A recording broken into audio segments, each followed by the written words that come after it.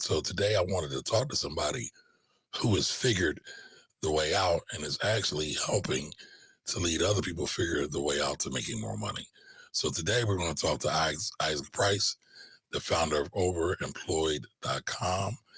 And this man has figured out ways that you can intentionally work multiple jobs. Now, not the type of jobs you're thinking about back in the day where you had your 40-hour week job and you might work a part-time job, and so you got two jobs, and then you might work something on the weekend, so you got three jobs, right?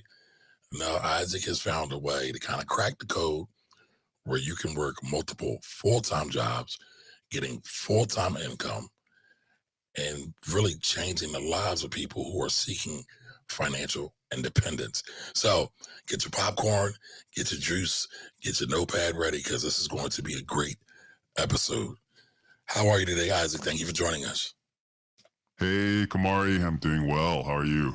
Good, good, good. Now, just so we're going to attack the elephant in the room, right?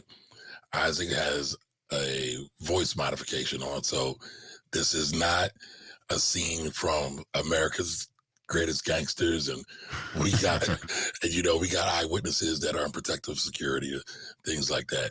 Isaac wants to remain anonymous because the work he does is a little bit outside of the bounds of norms, and I always want to protect those people who are doing these things, but are here to kind of help us show us the way. So, Isaac, first question for you: what in the world is overemployed? Yeah. Thanks, Kamari. Overemploy, I mean, just like our tagline says, is work two remote jobs simultaneously and reach financial freedom as soon as possible, or sooner than you would with just one job. Gotcha. So, just for everybody, just to give a little bit of backstory, right?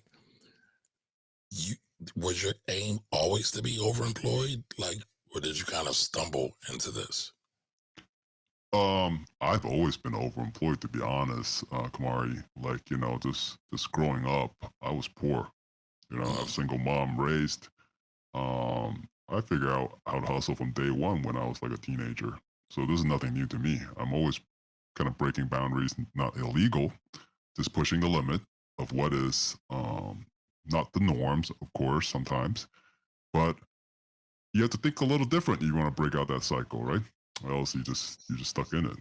So I mean, it's nothing new to me. It's just more when the pandemic happened. This was already happening, specifically in tech, right? The trend was already happening where knowledge worker were motivated by them for themselves. They had to manage themselves. I think Peter Drucker has a great article that's written just before he passed in 2005.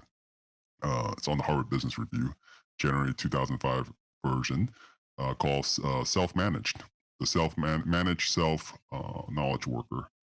So, for me, it made complete sense.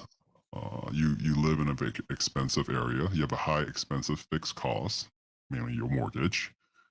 And you're depending on maybe one income, maybe two income, if you're a couple, and that's the only redundancy you got.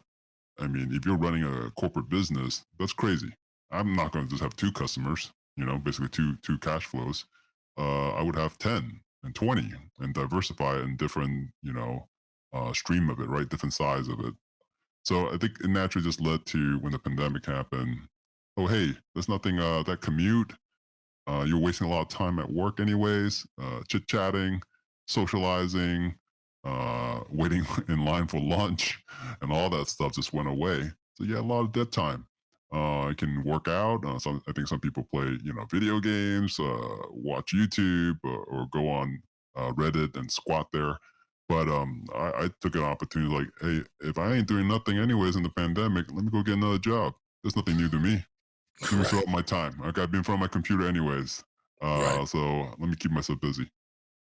Okay, okay. So, That wasn't my impetus though. I think on my website, of course, I share my story. It's a true story.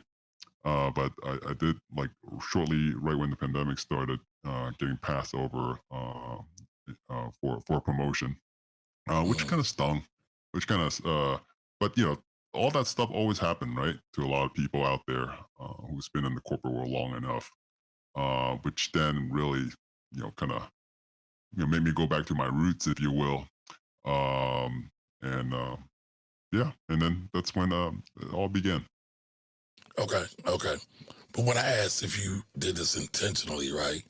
It sounds like, as you grew up, it was just something that was you decided to do. What I decided to do, but something that you had to do because you needed the money, right? You were living beyond your means, so to speak. But here in this scenario, you are already a technology worker. I'm Right. assuming you were making fairly good money. And then you said, let's maximize this benefit. Am I off track or on track there with that? Yeah, I mean, I think a lot of people are making good income that probably don't need to Mhm. do two jobs, right? To a certain extent. For me, I guess you never took that poor kid out of me, even though I'm, shall we say, well to do today, even before overemployed. Because I've always saved and invest early and all that. I was very lucky to have a mentor at a very early age that at the right time that turned me on to that, as a 20-some-year-old.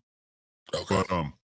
But yeah, it was, I guess, yeah, it's an accidental uh conditions, right? That made it a happy accident that happened that naturally led to a lot of people that I'm not special. There's a lot of people out there that also have the same ideas. They might felt like a little kind of like a weirdo, right? Like, am I weird for doing this or whatever? I never felt that way because this is not my mo, right? Like I've always, like I said, sure. But when I was younger, but you were doing that kind of serially, right, one after another because it was an Right. in-person job. Right. Um, and to be honest, being at my desk for 8 hours is just not the reality of when even people were working in the office, right? But then remote work had this whole sudden remote work like blossoming had this expectation that you need to be active and all that and all these unspoken rules, right? Like lack of psychological safety of remote work, shall we call it. Right. So that's why our popular tech setup with the mouse jiggler, where I think we're like the biggest seller of mouse jigglers or reference to Amazon to sell mouse jigglers out there. Because people have to, you kind of fake like being active and being busy and being glued to their desk. And some people maybe have jobs that, or with a certain, um, more relaxed, I guess.